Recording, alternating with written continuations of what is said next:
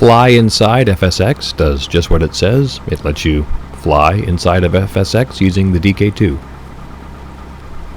It does a number of things incredibly well, not the least of which is the ability to get 75 frames per second out of FSX using asynchronous time warp. This makes the head tracking very responsive, all the motion liquid smooth, and I've yet to experience any nausea in all the hours I've flown in here. The resolution is also very good, with nearly all the gauges being easily legible while sitting upright, and the others being able to be read if you lean in just a bit.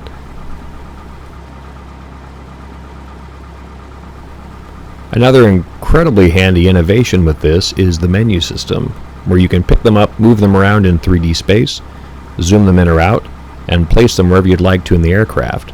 Coupled to this is the ability to access the desktop from inside the game and actually publish an application running on your desktop back into the virtual cockpit. And this opens up a ton of possibilities, solving a big problem we've always had before with flight simulators in the DK2, where you couldn't see charts, checklists, or graphs. With this, these are merely images of the checklist for the 172 SP that I can now pick up and flip through inside the virtual Cessna. In the virtual Cessna, if you mouse over the checklist in this case, it will actually pass the commands you type back through to the desktop, allowing me to flip through the different checklists, as you see there. This has hundreds of possible uses. And with all that covered, let's get up in the air. Cessna 3506 Tango, runway 35, west departure approved, clear for takeoff.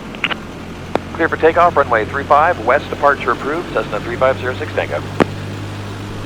I highly recommend using a form of ATC like Pilot Edge, because it does add a lot to the realism. Unfortunately, they don't cover my home airport in Tacoma, so I'll leave them out of this and we'll just go with the real ATC.